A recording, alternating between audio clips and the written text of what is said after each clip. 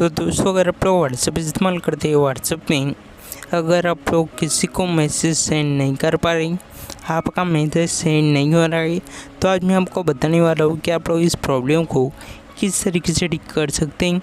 सबसे पहले मैं आपको दिखाता हूँ, जैसे कि आप लोग देख सकते हैं मेरा डाटा ऑन है, इंटरनेट ऑन है। उसके बाद मैं आप लोगों को दिखाता हूँ, जैसे मैं व्हाट्सएप को ओपन करता हूँ और यहाँ से मैं किसी को एक मैसेज अभी सेंड करूँगा, जैसे कि आप लोग यहाँ पे देख सकते हैं। तो यहाँ पे मेरा मैसेज नेट ऑन होने के बाद भी सेंड नहीं हो रहा है। तो इस प्रॉब्लम को किस तरीके से ठीक करेंगे आज मैं आपको बताने वाला हूँ। तो वीडियो को अंत तक ध्यान से देखते रहिए, बट उससे पहले वीडियो को लाइक करना है और चैनल को भी सब्सक्राइब कर लेना है। तो यहाँ पे देखिए, सबसे पहले तो आपको एक बार आपके स्मार्टफोन में एरोप्लेन मोड जो होता है, इसको एक बार ऑन ऑफ करना है। इससे क्या होता है, अगर आपके स्मार्टफोन में कोई नेटवर्क में इशू होगा तो यहाँ पे सॉल्व हो जाएगा। उसके बाद आपको आपके स्मार्टफोन में प्ले स्टोर ओपन करना है, सर्च वाली ऑप्शन पे व्हाट्सएप लिख के आपको सर्च करना है।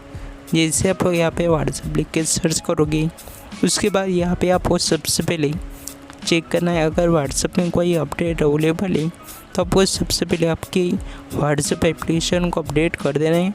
उसके बाद देखिए सेटिंग वाले ऑप्शन में जाना है। उसके बाद ऐप्स एंड परमिशन वाला एक ऑप्शन आपको नजर आएगा नीचे की साइड में, या फिर आपके स्मार्टफोन में ऐप मैनेजर करके एक ऑप्शन आएगा, उस ऑप्शन पे आपको क्लिक करना है।